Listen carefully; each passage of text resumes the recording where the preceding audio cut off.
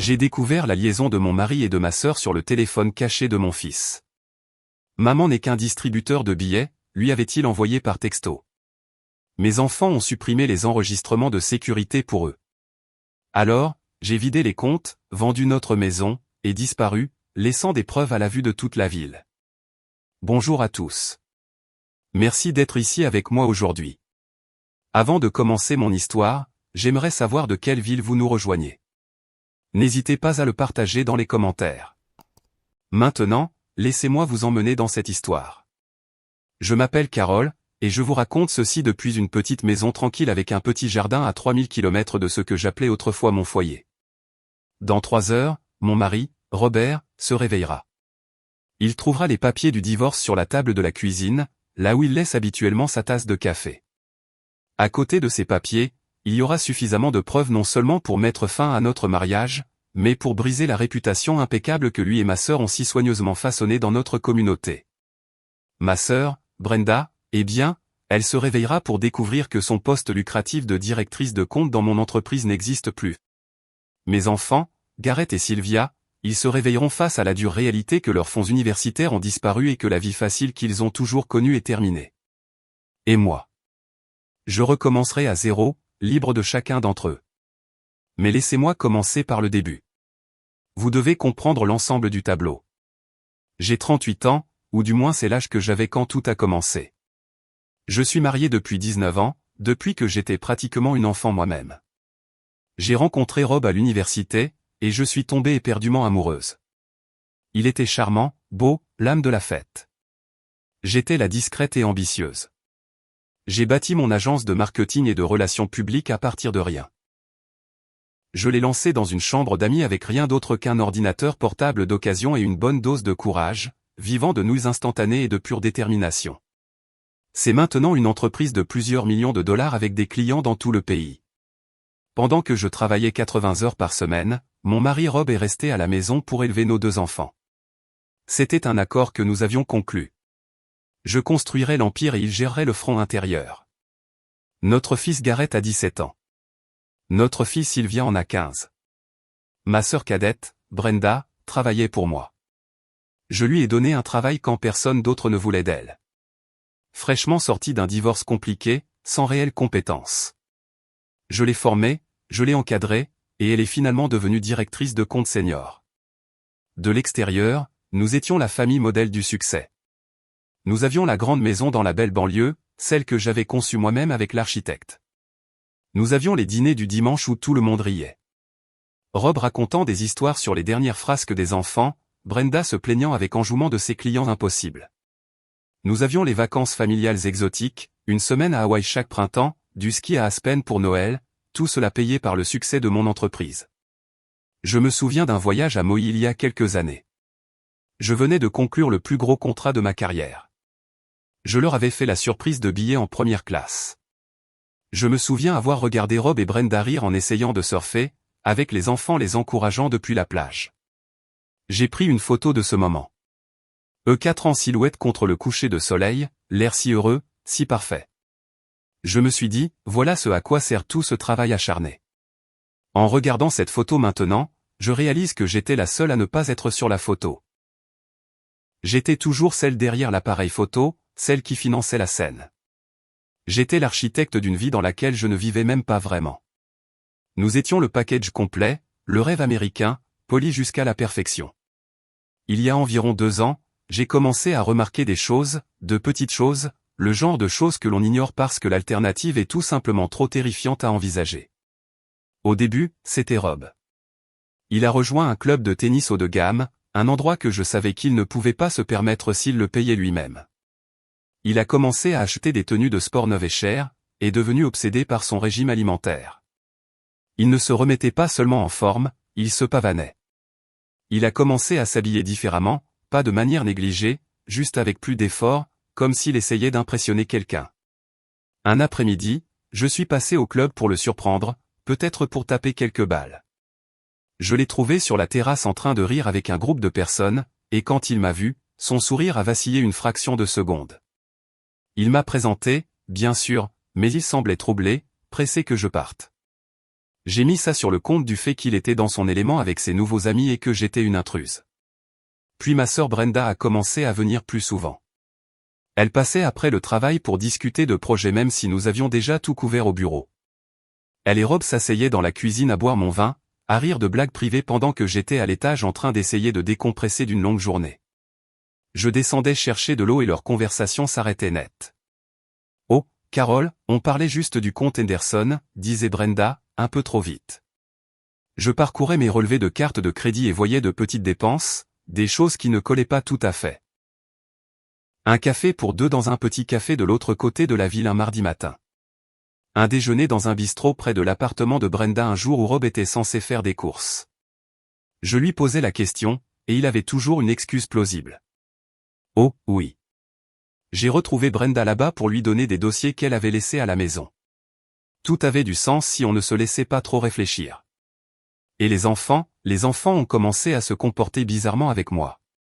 Une froideur s'est installée, que je ne pouvais pas identifier. Les conversations s'arrêtaient à la seconde où j'entrais dans une pièce. Je demandais, « De quoi parlez-vous » Et c'était toujours la même réponse de Gareth, « Oh, de rien, maman. » Beaucoup de rien. Un soir, j'ai surpris Sylvia au téléphone dans sa chambre. Elle chuchotait, « Non, il ne peut pas parler maintenant. Elle est à la maison. » Je suis resté figé dans le couloir, le cœur battant à tout rompre. Quand elle est sortie, je lui ai demandé à qui elle parlait. « Juste une amie de l'école », a-t-elle dit, sans me regarder dans les yeux. Je ne suis pas idiote, mais je ne suis pas non plus une personne paranoïaque. Je suis une résolveuse de problèmes. Je vois une situation, je trouve une explication logique.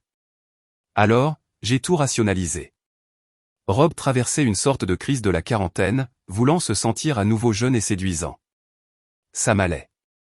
Brenda avait probablement des problèmes avec son propre mari, Walter, et s'appuyait sur son beau-frère pour du soutien. Peu importe. Les enfants étaient juste des adolescents, secrets et maussades. J'avais une entreprise à gérer, des salaires à payer, des clients à satisfaire. Je n'avais pas le temps de jouer les détectives pour chaque petite bizarrerie dans ma propre maison. C'était mon erreur. Ma plus grande erreur, ne pas être assez paranoïaque. La vérité a éclaté il y a 2 semaines, et ce n'était pas une confrontation dramatique. C'était calme, banal, et c'est arrivé par pur accident. Mon fils Gareth m'a demandé d'emprunter ma tablette.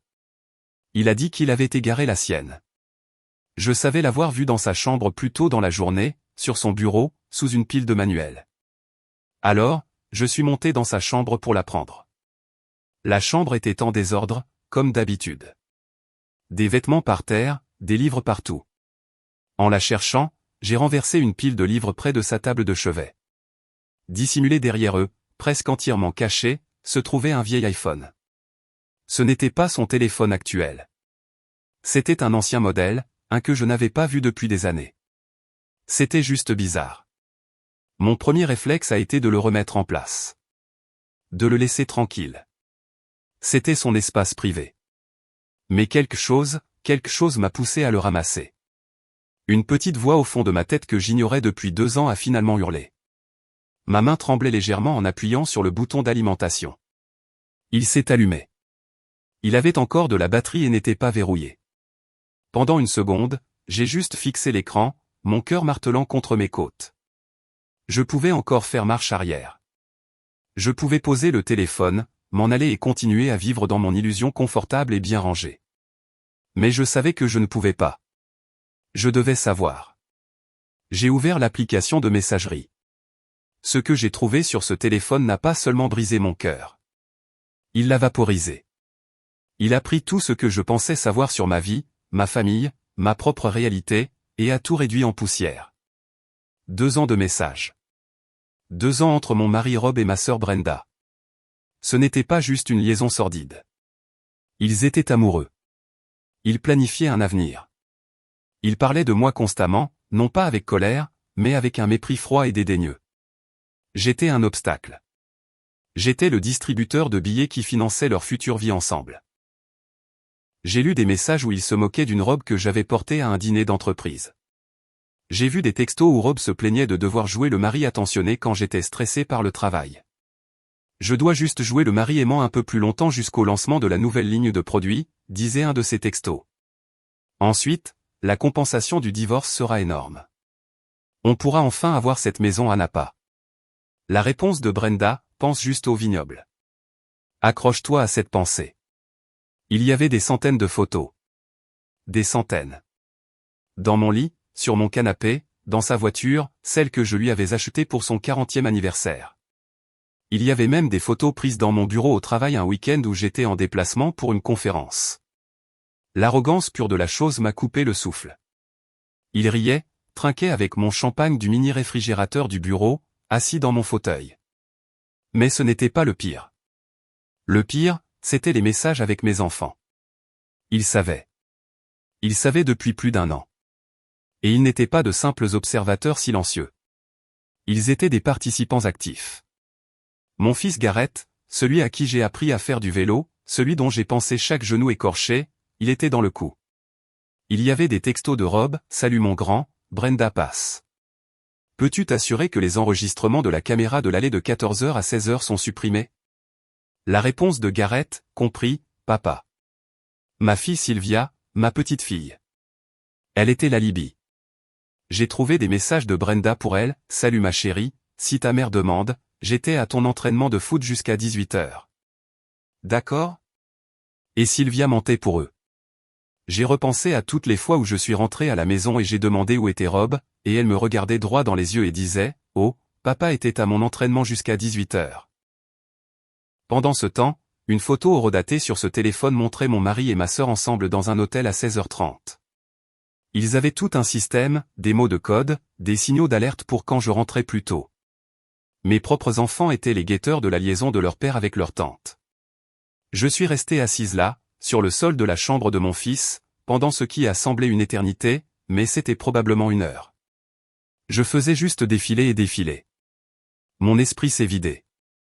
J'avais l'impression de flotter hors de mon propre corps, regardant cette femme découvrir les décombres de sa vie. J'ai utilisé mon propre téléphone pour prendre des photos de tout. Chaque message, chaque photo. Mes mains ne tremblaient même pas. Je ne pleurais pas. Je ne ressentais rien. C'était comme si je regardais un film sur la vie tragique et pathétique de quelqu'un d'autre. Le choc était si profond. C'était comme une anesthésie générale. Quand j'ai finalement réussi à me lever, mes jambes semblaient ne pas m'appartenir. J'ai replacé le vieil iPhone exactement là où je l'avais trouvé, derrière les livres. Je suis descendu. La scène dans ma cuisine était si grotesquement normale qu'elle semblait sortie d'un film d'horreur. Mon mari était au fourneau, fredonnant en suivant la radio, préparant mon plat de pâtes préféré. Ma sœur était assise à l'îlot de la cuisine, sirotant un verre de mon chardonnay, parcourant son téléphone. Mes enfants étaient à table, faisant semblant de faire leurs devoirs. Une soirée familiale parfaite. « Salut chérie », a dit Rob en me souriant. Ce sourire facile et séduisant que j'aimais tant. Le dîner est presque prêt. J'ai souri en retour. J'avais l'impression que mon visage se fissurait. Je me suis approché, l'ai embrassé sur la joue. Sa peau était chaude. Je n'ai rien ressenti. J'ai pris un verre de vin et me suis assise juste à côté de ma sœur. « Comment s'est passée ta journée au travail, sœurette ?» a-t-elle demandé, la voix pleine d'une fausse préoccupation.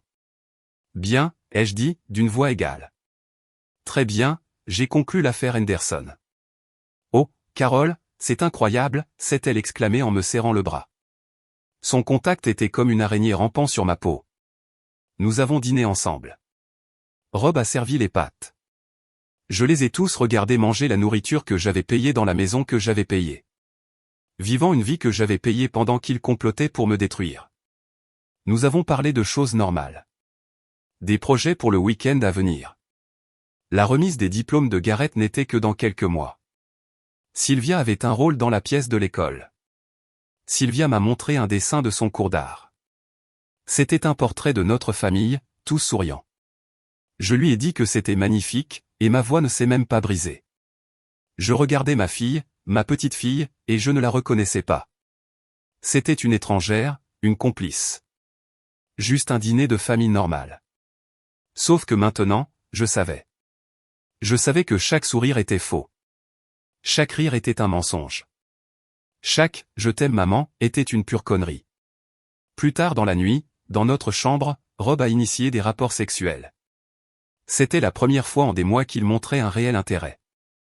Et je l'ai laissé faire. J'ai joué le jeu. J'étais engourdi, détaché. Une actrice jouant un rôle.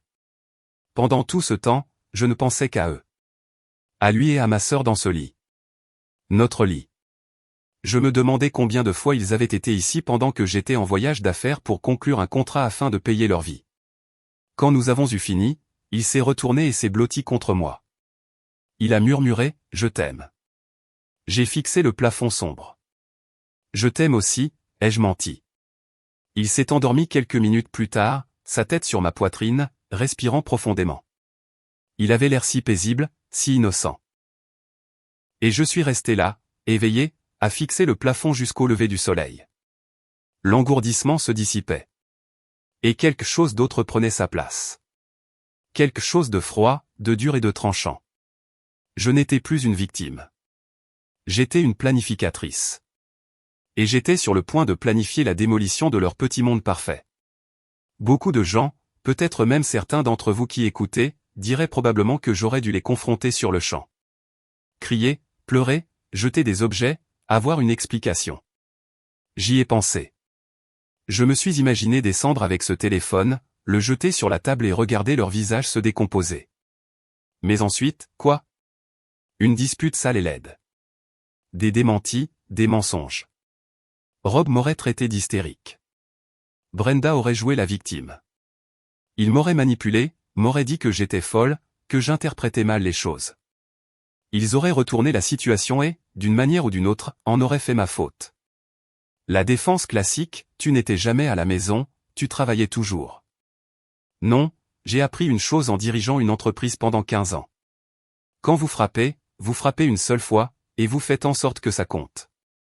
Vous rassemblez vos informations. Vous élaborez une stratégie et vous l'exécutez sans faille. On ne va pas à une négociation en hurlant. On y va avec tous les avantages. Et j'avais tous les avantages. Les 2 semaines qui ont suivi cette nuit ont été une masterclass pour vivre une double vie. En surface, j'étais la même Carole. Stressée par le travail, mais une épouse et une mère aimante. En dessous, j'étais une architecte de la ruine, travaillant avec une concentration que je n'avais pas ressentie depuis les débuts de mon entreprise. Ma première action a été de trouver un avocat. Je n'ai pas trouvé n'importe quel avocat. J'ai passé 2 jours entiers à rechercher, vérifier et interviewer 3 des avocats spécialisés en divorce les plus impitoyables de l'État. Le premier que j'ai rencontré était un homme qui n'arrêtait pas de me tapoter la main et de suggérer une thérapie de couple. Le mariage est un marathon, Carole, a-t-il dit avec condescendance. Je suis parti au bout de 10 minutes. La seconde était une femme qui semblait plus intéressée par ses heures facturables que par mon cas. Puis j'ai rencontré Catherine. C'était une femme d'une 60aine d'années avec des yeux qui pouvaient couper du verre et une réputation pour éviscérer les conjoints infidèles au tribunal. Je suis entré dans son bureau, j'ai exposé l'histoire et je lui ai montré les photos sur mon téléphone. Elle n'a pas offert de sympathie. Elle a juste souri, un sourire mince et acéré, et a dit « Oh, ça c'est bon. C'est très, très bon. » Il s'avère que mon État a toujours des lois sur l'adultère qui comptent beaucoup dans les procédures de divorce, surtout en ce qui concerne la répartition des biens. Ces photos que j'ai prises, de l'or. Le fait que ma sœur soit mon employée et qu'elle et mon mari aient utilisé les biens de l'entreprise, sa voiture de fonction, son téléphone de fonction, pour leur liaison, encore mieux. Catherine a appelé ça un cadeau. Cela les exposait à d'éventuelles poursuites civiles de la part de mon entreprise pour abus de biens sociaux et manquement à l'obligation de loyauté. Avec Catherine pour me guider, j'ai commencé à démanteler méticuleusement la vie financière que nous avions construite ensemble. Silencieusement, méthodiquement. Au milieu de la nuit, après que Rob se soit endormi, mon bureau à domicile est devenu ma salle de guerre. D'abord, j'ai remboursé toutes nos cartes de crédit conjointes jusqu'à un solde nul, chacune d'entre elles. Ensuite, j'ai appelé chaque compagnie et j'ai fermé les comptes. La raison que j'ai donnée était la consolidation financière. Le lendemain, je suis allé au service des ressources humaines de mon entreprise et j'ai fait réacheminer mon virement de salaire vers un nouveau compte bancaire individuel à mon seul nom. C'était une décision importante. Le salaire qui finançait tout leur style de vie était désormais à l'abri d'eux. J'ai commencé à déplacer de l'argent. Je ne pouvais pas simplement vider notre épargne commune sans déclencher l'alarme. J'ai donc commencé à faire une série de prêts légitimes à une société écran détenue par un ami de confiance de l'université. J'ai rédigé les documents moi-même. Sur le papier, c'était un investissement commercial solide. En réalité, c'était moi qui sécurisais mon capital avant la démolition. Je suis rentré un soir et j'ai annoncé que je vendais mon bateau et la précieuse voiture de sport de Rob. Il était horrifié. Mais pourquoi, Carole? J'adore cette voiture. Nous avons tellement de bons souvenirs avec le bateau. J'ai feint l'anxiété, en me frottant les tempes. Je m'étais même entraîné à avoir l'air angoissé dans la voiture en rentrant. Chérie, je suis tellement inquiète pour le marché. Je pense que nous devons être plus responsables financièrement, réduire nos luxes. Nous devons épargner davantage. Ça me fait juste me sentir plus en sécurité. À ma grande surprise, il a mordu à l'hameçon. Il a même passé son bras autour de moi. L'image d'un mari concerné. Bien sûr, chérie. Je ne savais pas que tu étais si stressée. Tout ce qui te fait te sentir en sécurité. Oh, je parie qu'il était d'accord. Moins de dettes pour lui à s'inquiéter quand lui et Brenda pensaient qu'ils allaient s'enfuir au coucher du soleil avec la moitié de mon entreprise. J'ai liquidé tout notre portefeuille d'investissement commun. Le marché est sur le point de s'effondrer, Rob. Fais-moi confiance, mon instinct me dit de tout retirer maintenant. Lui, qui ne connaissait pas la différence entre une action et une obligation, a simplement hoché la tête. Mon mari pensait que je traversais une sorte de crise d'anxiété financière. Il n'avait aucune idée que je me préparais à la guerre. Ensuite, l'entreprise. C'était plus délicat. Je ne pouvais pas simplement renvoyer Brenda sans révéler mes intentions. J'ai donc fait quelque chose de mieux. Je l'ai promue. Je lui ai donné un nouveau titre prestigieux, directrice des opérations clients. Cela s'accompagnait d'une petite augmentation de salaire, mais de beaucoup plus de responsabilités. Plus important encore, cela s'accompagnait d'un nouveau contrat de travail rédigé par le cabinet de Catherine. Dissimulés dans les petits caractères se trouvaient des clauses qui la rendaient personnellement responsable des pertes importantes de clients ou des ruptures de contrat. J'ai commencé à lui confier les comptes les plus difficiles et les plus exigeants. J'ai aussi commencé à tout documenter. Chaque délai manqué, chaque plainte de client, chaque long déjeuner. Il y en a eu beaucoup. Et ma vie de famille. J'ai continué à jouer mon rôle. J'étais la femme et la mère parfaite. J'ai initié des dîners de famille. J'ai demandé aux enfants comment s'étaient passés leurs devoirs. J'ai écouté Rob parler pendant des heures de ses matchs de tennis. Mon fils Gareth est devenu un peu méfiant une fois. Il m'a trouvé dans le bureau tard un soir, fixant simplement une feuille de calcul.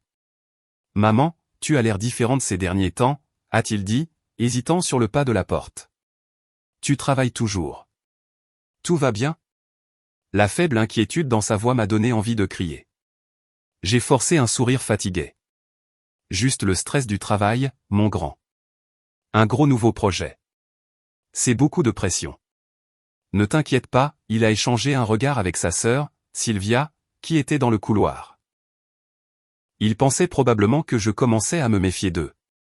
Bien. Laissez-les transpirer un peu. La dernière pièce du puzzle était la maison. Notre magnifique maison de 800 000 $, construite sur mesure. Elle était entièrement payée, à nos deux noms. C'était ma plus grande vulnérabilité. Je ne pouvais pas les laisser en obtenir la moitié. J'ai donc créé une opportunité. J'ai dit à Rob que j'avais rencontré une vieille connaissance lors d'un événement caritatif, un promoteur immobilier. Il a fait une offre sur la maison, Rob. Une offre en espèces. C'est trop beau pour refuser. Nous pouvons prendre plus petit, investir les bénéfices, penser à notre avenir. C'est la décision intelligente.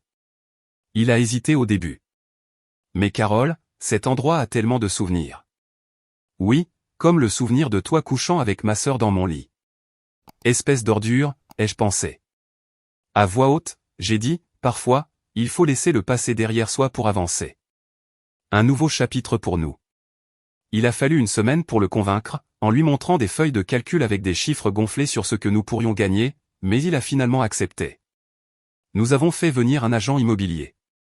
J'ai regardé Rob la charmer, lui faisant visiter la maison que j'avais conçue, soulignant les caractéristiques que j'avais choisies. J'ai dû aller dans la salle de bain et m'asperger le visage d'eau froide pour ne pas crier. Nous avons signé les premiers papiers. La clôture de la vente était dans 30 jours. Il pensait que nous allions chercher une nouvelle maison la semaine suivante. Il a même ramené des brochures pour des résidences sécurisées dans la ville voisine. Nous n'irons pas. Brenda est passée le lendemain de la signature. Elle a fait le tour du salon, touchant les meubles. « Tu es sûr de vouloir vendre, Serette ?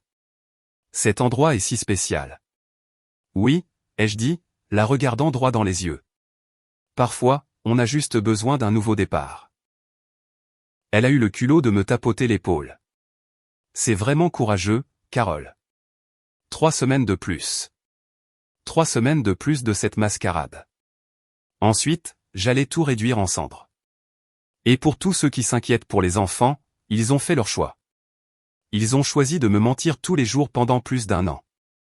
Ce n'étaient pas des bambins. Ils étaient assez grands pour savoir distinguer le bien du mal. Ils ont choisi leur camp. Maintenant, ils allaient devoir vivre avec. Les 6 dernières semaines ont été un tourbillon de planification méticuleuse et de compartimentation. Je vivais une double vie et j'étais devenu sacrément doué pour ça. Le jour, j'étais la femme et la PDG stressée mais aimante.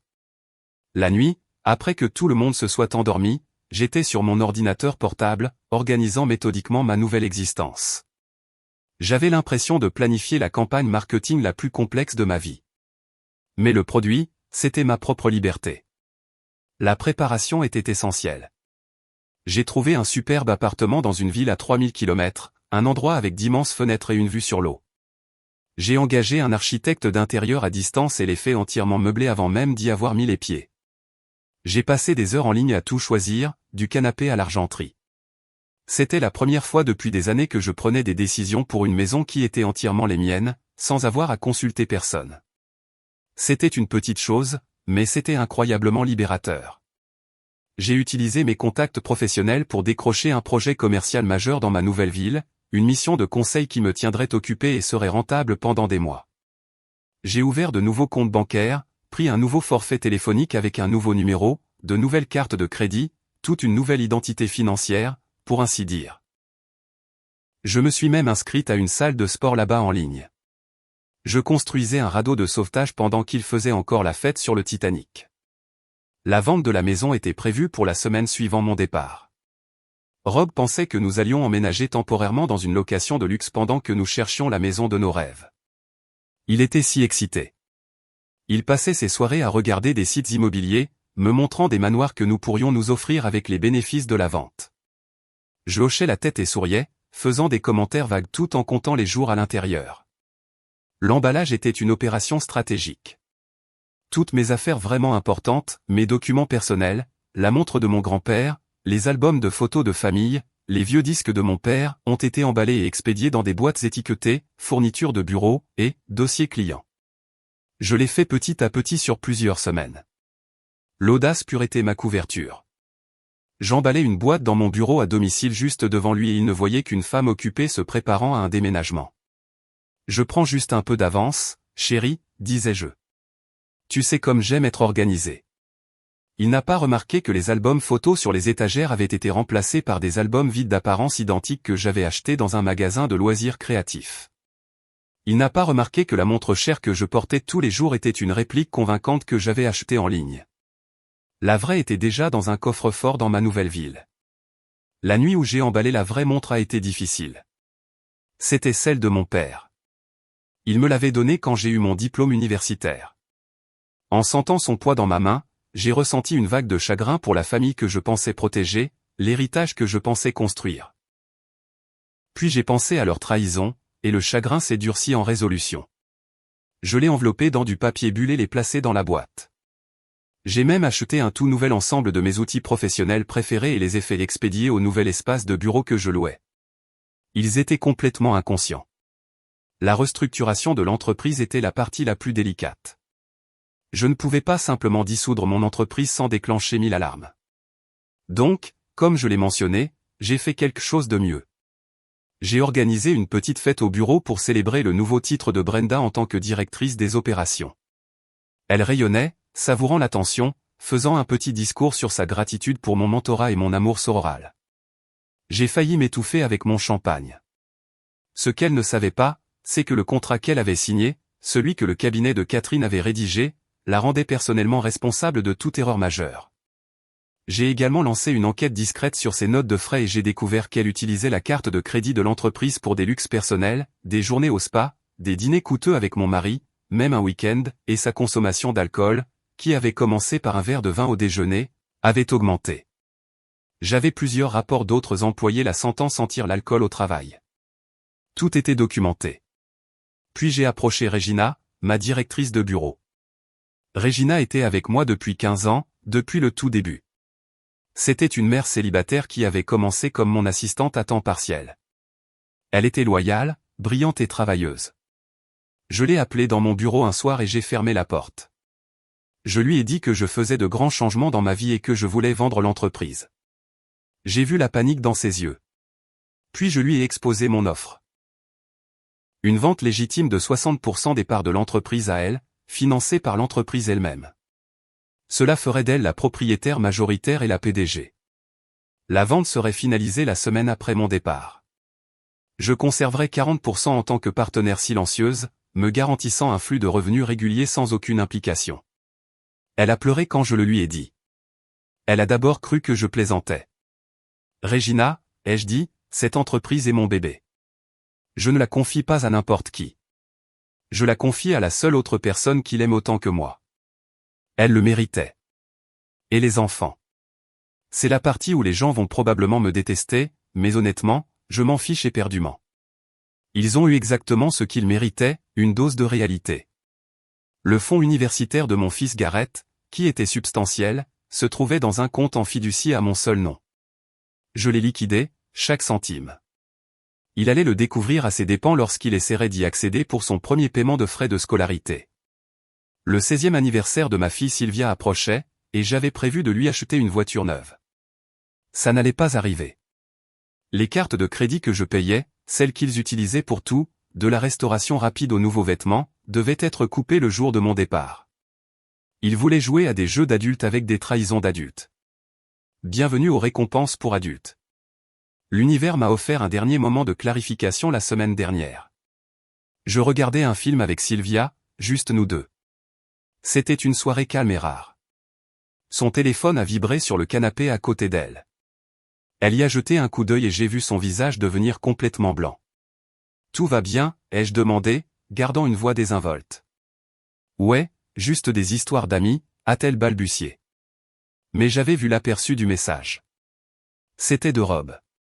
Il disait « Brenda vient de partir. Voie libre. » Sylvia m'a regardé, les yeux écarquillés, essayant de savoir si j'avais vu. J'ai juste souri, pris une poignée de pop-corn et dit « Ces années d'adolescence, hein ?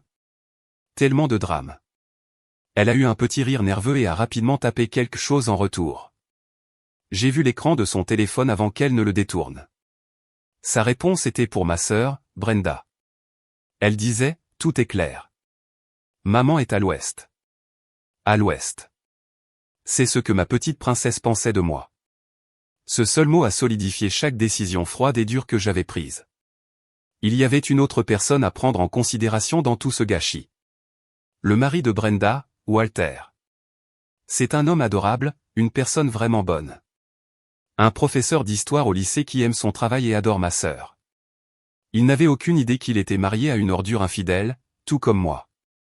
J'ai donc préparé un dossier pour lui aussi. Tout, chaque photo, chaque message, chaque horodatage. Un dossier complet et indéniable de la trahison. Il méritait de savoir à quel genre de femme il était marié. J'ai organisé la livraison de ce dossier par coursier à son école le lendemain de mon départ. Donc, voici le plan pour demain. Je pars en voyage d'affaires le matin. Un vol tôt. J'embrasserai mon mari au revoir. Je serrerai mes enfants dans mes bras. Je serrerai la main de ma sœur quand elle passera pour notre réunion hebdomadaire avant que je ne me dirige vers l'aéroport. Ce seront des adieux normaux pour ce qu'ils pensent être un voyage normal. J'ai même préparé un petit sac de cabine factice avec quelques vêtements de rechange, que je laisserai dans ma voiture à l'aéroport. Sauf que j'ai déjà expédié mes vrais bagages. Je voyage avec juste un sac à dos. Ma nouvelle vie commence avec moins de bagages, littéralement. Le dossier sera sur la table de la cuisine quand Rob se réveillera. À l'intérieur, les papiers du divorce, des captures d'écran imprimées des messages les plus accablants, des relevés financiers montrant toutes les démarches légales que j'ai faites, et une clé USB avec chaque photo et message que j'ai trouvé. Il n'y aura pas de longues lettres émouvantes, pas d'explication, juste un simple post-it sur le devant. Il dira « Je sais tout ». Ne me contacte pas, communique uniquement par l'intermédiaire de mon avocat. Mon ancien téléphone sera dans le tiroir de la cuisine. Réinitialisé aux paramètres d'usine. Mon nouveau numéro est déjà actif et seulement 3 personnes l'ont, mon avocat, Regina et mon nouveau gestionnaire immobilier. Au moment où ils liront ce mot, je serai à 10 000 mètres d'altitude, volant vers ma nouvelle vie. Catherine s'occupera de tout. La vente de la maison se fera. Ils ne peuvent plus l'arrêter maintenant. Le divorce sera simple avec la montagne de preuves. Brenda recevra sa lettre de licenciement par courrier recommandé, accompagnée d'un avis indiquant que toute tentative de contestation entraînera des poursuites pénales pour détournement de fonds, grâce à son utilisation créative de la carte de crédit de l'entreprise. Et les enfants, ils comprendront quand Rob ne pourra plus payer leur style de vie. Quand leurs fonds universitaires auront disparu. Quand ils réaliseront que leur mère n'est pas la pauvre idiote naïve qu'ils pensaient qu'elle était. Certains d'entre vous diront que je suis trop dur, qu'ils ne sont que des adolescents qui ont été manipulés. Je dis, mon cul. Mon fils est à quelques mois de la majorité légale. Ma fille a fait des choix conscients chaque jour pour me mentir en face. Ils savaient que c'était mal. C'est pourquoi ils l'ont caché. Ils ont choisi leur père. Ils ont choisi leur tante. Ils ont choisi la tromperie. Maintenant, ils vont devoir vivre avec ces choix. Dans 36 heures, je serai dans mon nouvel appartement, dans ma nouvelle ville, à commencer ma nouvelle vie. Et eux, ils seront au milieu de la tempête de merde qu'ils ont créée. J'ai bâti ma vie à partir de rien une fois. Je le referai, mais cette fois, je le ferai sans serpent dans ma maison. Le vol était surréaliste. Pendant cette heure, j'étais dans les limbes, suspendu entre deux vies. Je n'ai pas regardé de film. Je n'ai pas lu. J'ai juste regardé par le hublot les nuages, le premier vrai silence que j'avais eu dans ma tête depuis des mois. La matinée avait été un tourbillon de sourires forcés. Le câlin que j'ai fait à Sylvia m'a donné l'impression de tenir une étrangère. Gareth m'a fait un rapide câlin à un bras avant de plonger son visage dans son téléphone. Rob m'a embrassé à la porte. Bon voyage, chérie. Appelle-moi quand tu atterris. J'ai conduit jusqu'à l'aéroport en pilote automatique, ma ville semblant étrangère dans le rétroviseur. J'ai laissé la voiture dans le parking longue durée, déposé le sac factice dans le coffre et suis entré dans le terminal avec rien d'autre que mon sac à dos et un aller simple vers mon avenir. J'ai atterri à midi. À 12h30, alors que j'étais dans un taxi en direction de mon nouvel appartement, mon nouveau téléphone, celui dont seulement 3 personnes avaient le numéro, a commencé à vibrer. C'était Catherine, mon avocate. Le colis a été livré, dit-elle, d'une voix nette et professionnelle. Et le destinataire n'est pas content. Elle m'a dit que mon ancien téléphone, celui que j'avais laissé, avait fait exploser la messagerie de son cabinet. Au moment où je me suis enregistré dans mon nouvel immeuble, j'avais 47 appels manqués de divers numéros appartenant à Rob, Brenda et mes parents. Je n'ai répondu à aucun. Je me tenais au milieu de mon nouvel appartement, magnifiquement meublé et complètement vide, écoutant les bruits de la ville par ma fenêtre, et j'ai ressenti un profond sentiment de paix. La tempête éclatait, et j'étais en sécurité dans son œil. La merde n'a pas seulement touché le ventilateur. Elle a touché tous les ventilateurs dans un rayon de 15 km. Selon Catherine, qui avait une certaine satisfaction sinistre dans la voix en racontant les événements des jours suivants, Rob a trouvé le dossier vers 7 heures du matin en allant se faire un café. Son premier appel a été pour son bureau, hurlant, pleurant, exigeant de savoir où j'étais. Elle lui a donné la réponse glaciale et répétée, « Madame Evans m'a engagé pour la dissolution de son mariage. Toute communication passera par moi. Elle ne répondra à aucune tentative de contact direct. » Brenda s'est présentée à la maison à 8 heures du matin, probablement convoquée par un appel frénétique de Rob. Apparemment, la dispute qui a éclaté entre eux était légendaire. Catherine avait une source, une voisine curieuse qui était une ancienne cliente à elle, qui a signalé une énorme dispute à grands cris sur la pelouse. Accusation, récrimination, tout le spectacle hideux. La voisine a appelé la police, signalant une querelle de ménage. Magnifique. Les deux tourtereaux se retournant enfin l'un contre l'autre quand le distributeur de billets a disparu. Cet après-midi-là, mon fils Gareth a essayé d'accéder à son fonds universitaire pour verser un acompte pour sa chambre de dortoir à l'université d'État où il était si fier d'être entré. Surprise, connard. Le compte était vide. Catherine a dit qu'il avait appelé son bureau complètement déconcerté, demandant s'il y avait eu une erreur bancaire. Elle l'a informé qu'il n'y avait pas d'erreur. Les fonds, qui étaient uniquement à mon nom, avaient été légalement retirés par moi. Il s'est apparemment mis à pleurer au téléphone avec son assistante juridique.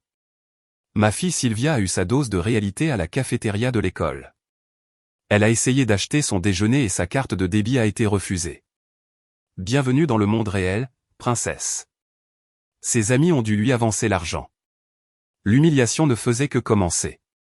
Les retombées immédiates n'étaient qu'un début. Le dossier que j'ai envoyé à Walter, le mari de Brenda, a été livré au lycée où il enseigne. Il l'a ouvert pendant sa pause déjeuner. Il ne l'a pas seulement quitté. Il a fait table rase. Il a tout publié, les messages, les photos, toute l'histoire sordide, sur sa page Facebook. Il a écrit un long message déchirant sur la trahison, la confiance et les deux personnes qui avaient détruit sa famille. Il a identifié Rob. Il a identifié Brenda. Il a identifié notre groupe communautaire local. Toute la ville a su en quelques heures. Rob et Brenda ont essayé de limiter les dégâts. Ils ont publié des conneries vagues sur le fait de traverser une période difficile et de demander de l'intimité. Ça a eu à peu près l'effet escompté quand tout votre cercle social a déjà vu des captures d'écran de vous dans le lit de votre belle-sœur. Les sections de commentaires étaient un bain de sang. La situation professionnelle a explosé le lendemain matin. Brenda a eu l'audace de se présenter au travail comme si de rien n'était. Regina, ma fidèle directrice et désormais nouvelle propriétaire majoritaire, l'attendait. Elle a fait escorter ma sœur par la sécurité hors du bâtiment où elle avait l'habitude d'entrer comme si elle en était la propriétaire. Brenda a crié au licenciement abusif. L'avocat de l'entreprise, déjà préparé par Catherine, a rapidement mis fin à cela avec le dossier documentant son utilisation abusive des biens de l'entreprise et sa consommation d'alcool au travail. Le meilleur dans tout ça, c'est qu'elle s'était vantée de sa grande promotion et de son nouveau salaire de cadre à qui voulait l'entendre. Elle avait même contracté un prêt pour une nouvelle voiture de luxe sur la base de ce salaire. Maintenant, elle était au chômage, sur le point de divorcer et noyée sous les dettes. On adore voir ça. Mec, si tu m'écoutes encore, s'il te plaît, aide-moi en aimant cette vidéo et en commentant le chiffre ci-dessous. Ainsi, je saurai que tu m'as donné un j'aime et que tu es avec moi dans ce voyage. Ton soutien est un immense encouragement pour moi. S'il te plaît, commente avec le chiffre 1 et laisse-moi te raconter le reste de mon histoire. Les semaines qui ont suivi la détonation ont été un étrange mélange de manœuvres juridiques et de reconstruction personnelle. Pendant qu'il vivait l'humiliation publique et le chaos financier que j'avais orchestré, je reconstruisais tranquillement ma vie à 3000 km de là. J'ai passé la première semaine à simplement être. J'ai exploré mon nouveau quartier, trouvé un petit café où le barista connaissait ma commande dès le 3e jour, et j'ai fait de longues promenades au bord de l'eau. Je décompressais de 2 ans à retenir mon souffle. Le divorce a été, selon les mots de Catherine, le naufrage le plus propre et le plus rapide que j'ai jamais vu. L'avocat de Rob, un type m'as-tu vu dans un costume cher, a essayé de se battre. Bien sûr, ils ont essayé de prétendre que j'avais abandonné la famille, que Rob méritait la moitié de tout, plus une pension alimentaire importante pour ses années en tant que père au foyer.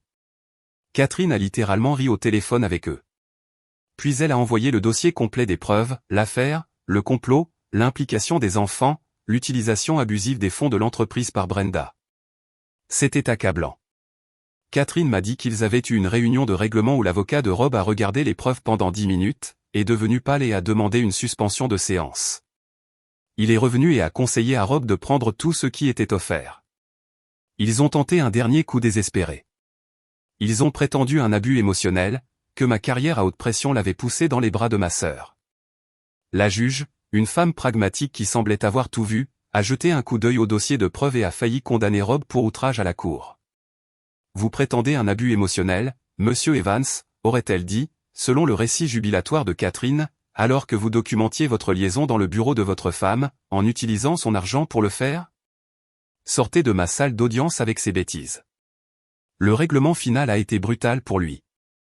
Il a obtenu exactement ce que la loi exigeait et pas un centime de plus de la vente de la maison. Une fois tout réglé, il est parti avec environ 200 000 $. Cela peut sembler beaucoup, mais pour un homme sans compétences professionnelles, sans expérience de travail récente et avec une réputation désormais radioactive dans notre ville, cet argent ne durerait pas 2 ans, surtout avec son train de vie habituel. Il n'y avait pas de problème de garde à régler puisque Gareth allait avoir 18 ans et que Sylvia était assez grande pour faire ses propres choix. Bien que le tribunal ait noté la complicité des enfants dans l'affaire, j'ai gardé l'entreprise. J'ai gardé mes investissements. J'ai gardé mes comptes de retraite. J'ai gardé ma vie. Le drame familial élargi était d'un tout autre niveau. Mes parents ont d'abord essayé de rester neutres. Il y a 2 côtés à chaque histoire, Carole, m'a dit ma mère lors d'un appel téléphonique en larmes. Cette neutralité a disparu au moment où Catherine, sur mes instructions, leur a envoyé une version condensée du dossier de preuves. Mon père m'a appelé après ça. Il n'appelait pas pour prendre de mes nouvelles. Il appelait pour s'excuser. S'excuser d'avoir élevé une fille comme Brenda. Une ordure, selon ses mots. Il m'a dit qu'il consultait son propre avocat au sujet de l'héritage familial pour s'assurer que Brenda ne verrait plus jamais un centime. C'était une décision froide et dure, mais je la comprenais. Une trahison de cette ampleur change tout. La famille de Rob, d'un autre côté, a essayé de m'attaquer sur les réseaux sociaux. Sa mère a publié une longue tirade sur le monstre sans cœur que j'étais, abandonnant ma famille. J'ai demandé à Catherine d'envoyer une lettre de mise en demeure avec quelques pièces jointes photographiques de choix. J'ai reçu un courriel furieux et mal orthographié de ma désormais ex-belle-mère que j'ai lu, dont j'ai ri, puis que j'ai transféré à Catherine avec la note, à classer sous courrier des fans. Ils se sont tus très vite quand ils ont vu leur fils et la sœur de leur belle-fille dans des poses tout sauf familiales. Et ma vie? J'étais en plein essor. La nouvelle entreprise de conseil dépassait toutes mes prévisions. J'avais déjà 3 grands projets alignés pour l'année suivante. J'ai rejoint cette salle de sport à laquelle je m'étais inscrite en ligne et j'ai commencé à travailler avec un entraîneur personnel. Je m'y suis mis à fond. J'ai perdu 10 kilos de graisse et gagné 5 kilos de muscles. La colère était un puissant facteur de motivation. Les rencontres? Pas encore. Je n'étais pas prête, mais j'avais eu des offres. Il s'avère qu'une femme célibataire, et en forme dans la fin de la trentaine est très demandée. Qui l'eût cru? Je me suis acheté une nouvelle voiture, un cabriolet élégant que j'avais toujours voulu mais que Rob avait jugé peu pratique. J'ai payé comptant. J'ai aussi commencé à voir un thérapeute, non pas parce que j'étais triste ou coupable. Je ne l'étais pas, mais parce que je voulais m'assurer de comprendre comment j'avais laissé cela se produire. Je voulais être sûr de ne plus jamais manquer les signes avant-coureurs. Mon fils Gareth a dû se démener pour obtenir des prêts étudiants. Son rêve d'aller à la grande université d'État était parti en fumée. Il s'avère que quand papa n'est pas là pour tout payer, cette inscription gratuite au Community College commence à paraître plutôt intéressante. Il a dû prendre 2 emplois à temps partiel pour couvrir ses dépenses. Un dans un café et un autre pour approvisionner les rayons d'une épicerie la nuit. Ma fille Sylvia a dû trouver un travail de babysitting pour les voisins. Imaginez ça. Une jeune de 15 ans qui apprend ce que signifie réellement le travail. Ils ont tout essayé pour me contacter. Ils ont créé de nouveaux comptes sur les réseaux sociaux. Ils ont envoyé des emails depuis de nouvelles adresses. Ils ont même demandé à leurs amis d'essayer de me joindre. Bloqué.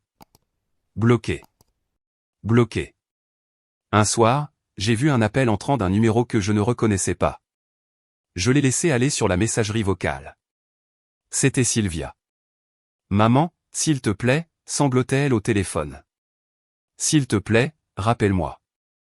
Je suis tellement désolé. Tu me manques. J'ai écouté le message 3 fois, ma main planant sur le bouton de rappel. Puis je me suis souvenu de son texto, voix libre. Maman est à l'ouest. J'ai supprimé le message vocal et bloqué le numéro. Catherine m'a fait suivre une lettre que Gareth a écrite. C'était une longue histoire larmoyante et décousue sur combien il était désolé, comment il n'était qu'un enfant pris au milieu, comment Rob l'avait manipulé, comment il n'avait jamais voulu me faire de mal. Pris au milieu. J'ai lu cette phrase et j'ai senti une bouffée de rage me monter au cou. Je suis resté à fixer le mur, la lettre semblant lourde dans ma main. J'ai disséqué ces mots pour mon public, en soulignant le langage passif. Il a été pris, pas j'ai fait un choix. Il a été manipulé, pas j'ai choisi de croire au mensonge parce que c'était plus facile. Tu n'as été pris dans rien, petit con. Tu as activement supprimé des enregistrements de sécurité. Tu étais un complice. Quelques mois plus tard, le jour de son 16e anniversaire, j'ai reçu une lettre de Sylvia. C'était 2 pages d'excuses, de regrets et de promesses de tout arranger. Elle a inclus une photo de nous quand elle était petite. Une photo de moi la tenant sur mes épaules à la plage. Belle tentative, mais la manipulation émotionnelle ne fonctionne pas quand on a déjà tourné la page. C'était une performance de remords, pas la vraie chose. Je comprendrai si tu ne me pardonnes jamais, avait écrit Gareth. Mais tu punis papa et Sylvia pour mes erreurs. Non, Junior. Je ne punis personne. Je ne subventionne simplement plus vos vies. Il y a une grande différence.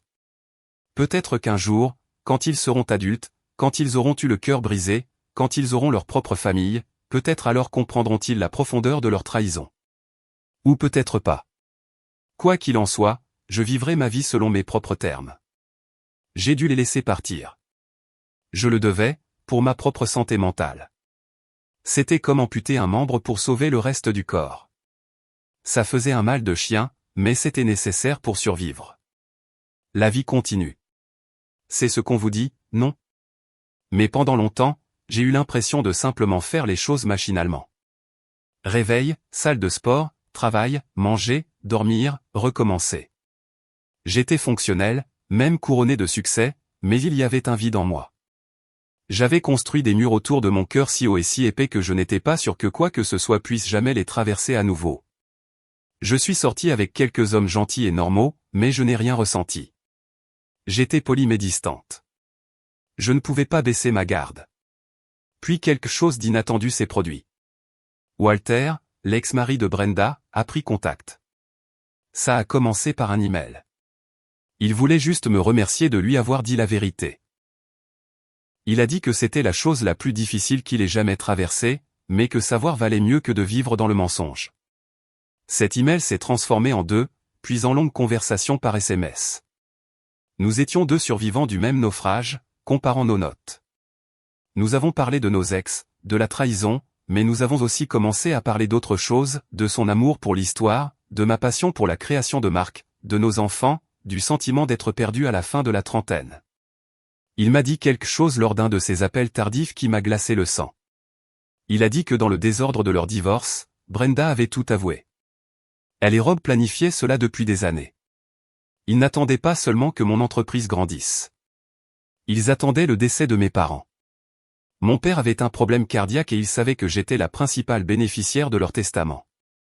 Ils attendaient de mettre la main sur mon héritage aussi. Et les enfants étaient au courant de cette partie du plan également. Ce petit détail a effacé toute trace de doute que j'avais sur mes décisions. Ce n'était pas une erreur. C'était une conspiration.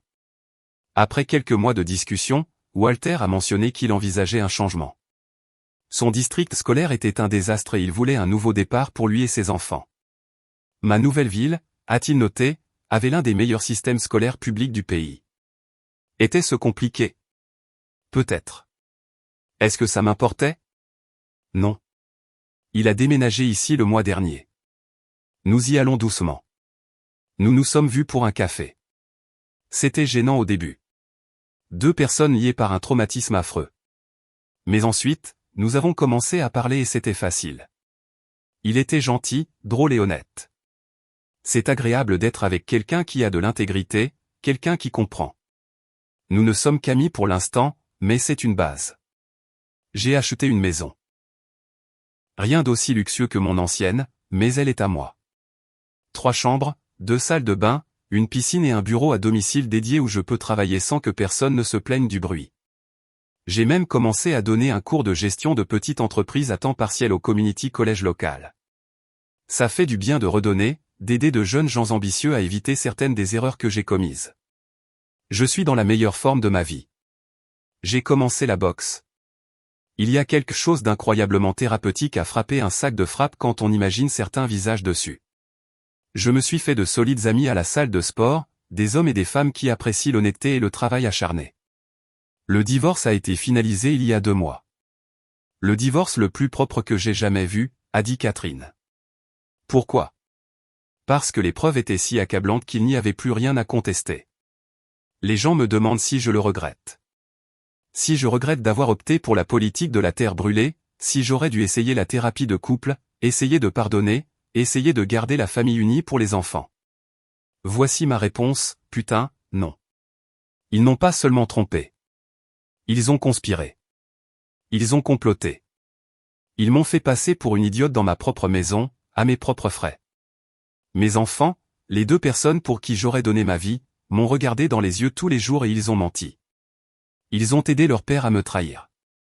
Ils savaient à quel point je travaillais dur pour eux, pour notre vie, et ils ont craché dessus. Certains pourraient pardonner ça. Certains pourraient dire, gardez la famille unie quoi qu'il arrive. Ces gens sont meilleurs que moi. Ou peut-être sont-ils plus faibles. Cela dépend de votre point de vue. Je me suis choisi, pour la première fois en 19 ans. Je me suis choisi et je ne suis pas désolé. Il y a 2 semaines, à l'improviste, mon nouveau téléphone a sonné. C'était un ancien numéro que j'avais oublié avoir donné au cabinet de notre dentiste familial il y a des années. J'ai failli ne pas répondre, mais la curiosité l'a emporté. C'était Rob.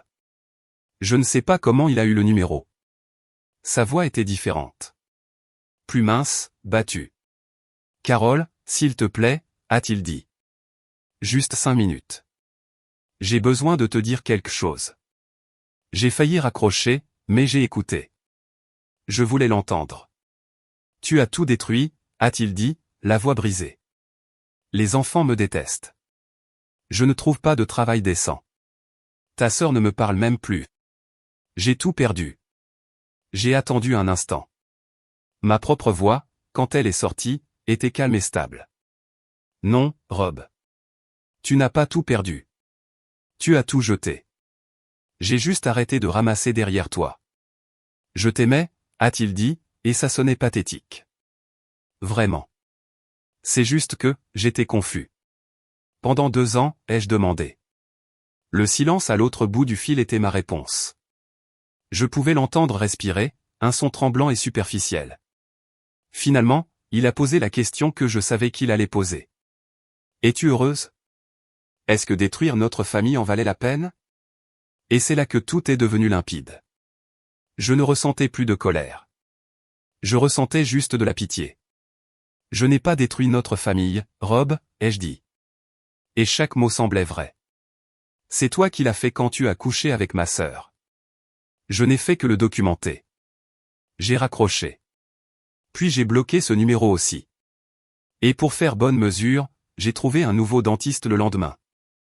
Voilà donc mon histoire. J'ai 39 ans maintenant. Recommencer à zéro n'a pas été facile, mais mon Dieu, ça en valait la peine.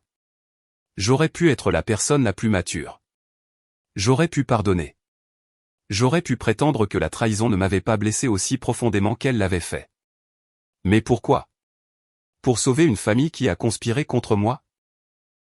Pour apprendre à mes enfants que la trahison n'a pas de conséquences? Pour montrer à mon mari qu'il pouvait coucher avec ma sœur et continuer à vivre dans ma maison et à dépenser mon argent? Non, merci.